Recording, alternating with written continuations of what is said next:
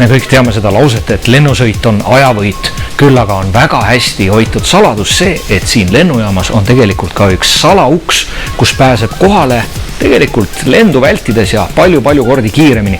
Ma ei tea nüüd päris täpselt, kas see sama uks on see õige uks, aga ainus võimalus seda teada saada on proovida järele.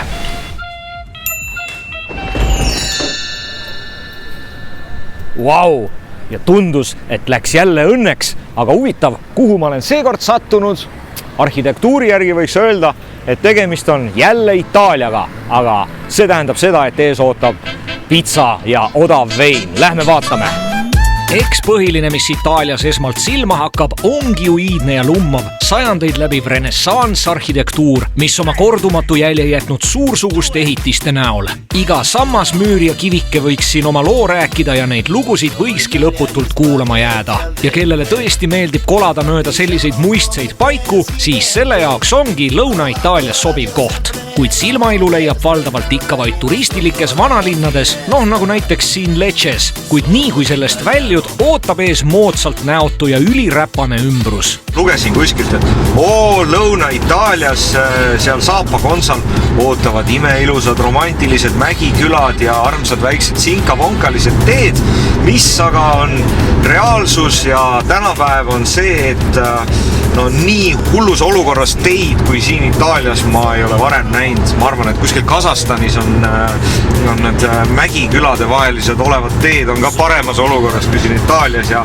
loomulikult küll linnas näed igal pool, kuidas kogutakse prügi, klaasi, ühte plast, teise, paber, kolmandasse ja nii edasi, aga see, mis siin teede ääres on lihtsalt meeletus sitalasu, millist ma pole mujal näinud. Ega see peale ei oskaks kuidagi loota, et peale koledasse ja tüüpilisse Lõuna-Itaalia linna sisenemist ja natuke orienteerumist võiks ees oodata selline kaunis vaatepilt just nagu Matera linnas.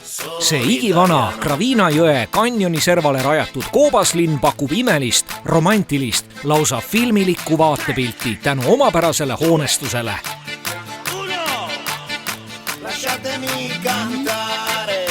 Neil päevil toimuvad siin Itaalias kauni Matera linna salapärastel tänavatel James Bondi uue filmi No Time to Die võtted.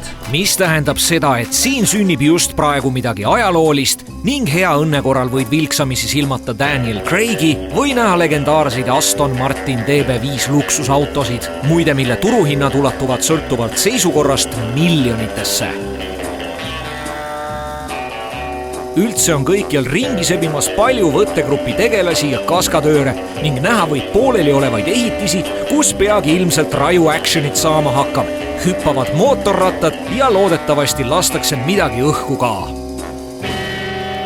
Nüüd aga teeme kaunist Koopalinnast minekut ja kui te küsite, et mis siis nende räpaste maanteede ääres peale viinamarja istanduste veel leidub, siis näiteks midagi sellist. Ülimüstiline ja samuti segase ning pika ajalooga, kuid kõlava nimega Grotta della Poesia või siis Poesia koobas Apulias, millest tänapäevaks saanud lihtsalt üks ülerahvastatud tore auk, kus palaval suvepäeval keha jahutada.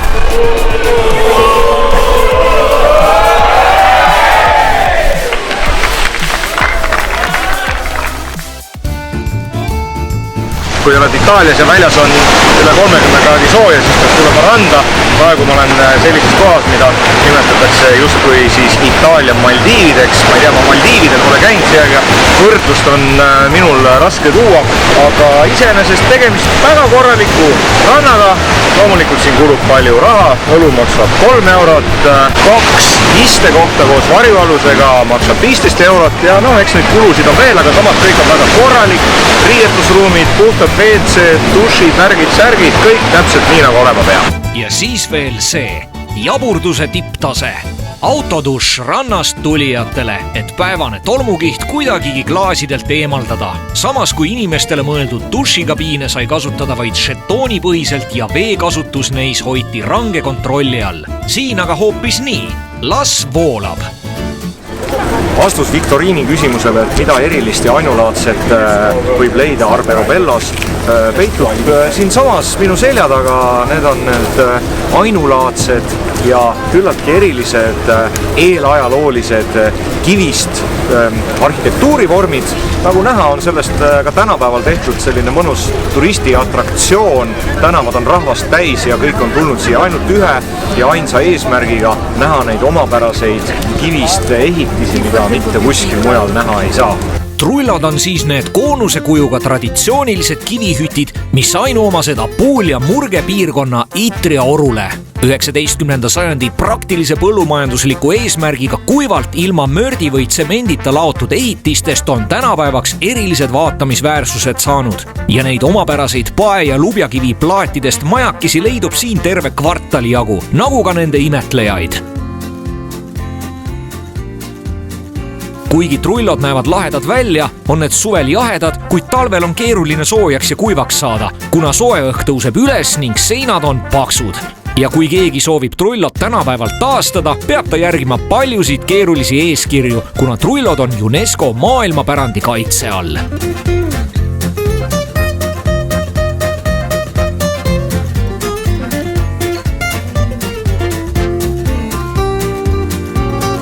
Ega need kurikuulsad trullod ei ole siis ainult turistide jaoks olemas, vaid mõned kohalikud rikkamad, jõukamad inimesed võivad ka omale nii-öelda tänapäevase maja esisel lubada ja isiklikku trullot, nagu siin näha.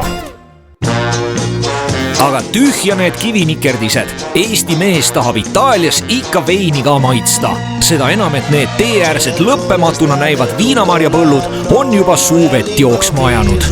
Jah, ega kunagi nendel mõnusatel öödel olles teismeeas ja 20-ndates juues kuskil klubide tagaruumides või kurat teab kus kohas mõnusat punast või valget veini tulistades seda mõnusat alla, ega siis ju ei mõelnud, et kust see maitsev jook tuleb. Ja nüüd sel hetkel seisad siin, vaatad sinu selja taga aakrite kaupa viinamarja põlde ja siis sa saad aru, et okei, nüüd ma olen jõudnud koju. Siit see mant tuleb, siin tehakse seda maitsvat veini.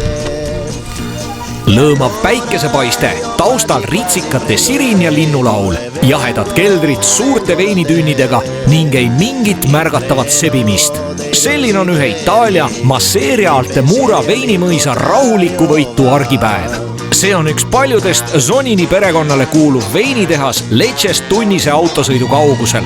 Ja mis neist põllumajandusmasinatest ikka uudistada, tahaks juba maitsvat veini proovida, olgugi et kell vaid 11 enne lõunal. Millest alustada? Terviseks. Mina olen kraasi tulele,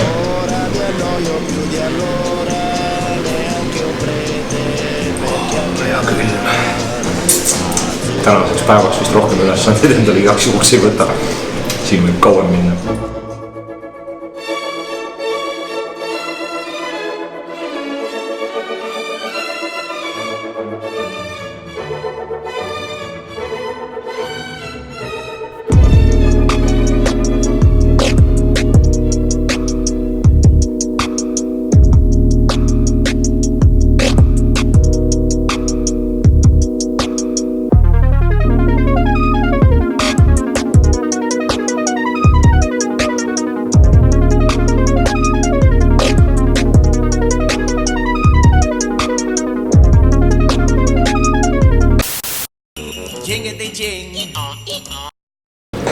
Huvitav, kui normaalne see üldse on, et lähed veini maitsmisele ja jood ennast hommikul kell 11 täitsa täis.